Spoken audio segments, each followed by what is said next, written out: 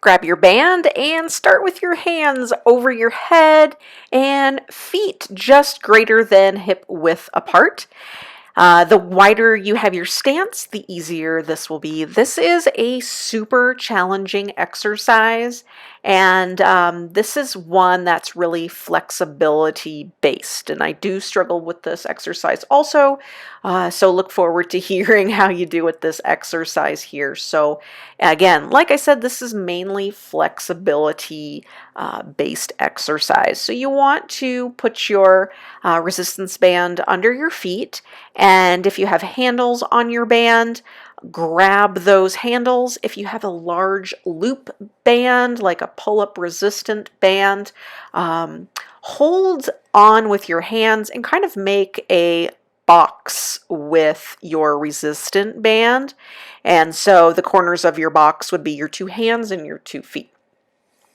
Now, the goal here for this exercise is to lower yourself down with your hands as straight above your head as possible. And I know it is going to be a little bit tricky, but definitely something to work on and progress towards. Now, you want to make sure through this exercise, especially if you struggle with a diastasis, you want to make sure that through this whole exercise, your core is engaged and you are not bearing down on your pelvic floor. So if you need to slow down this exercise to focus on, definitely do that.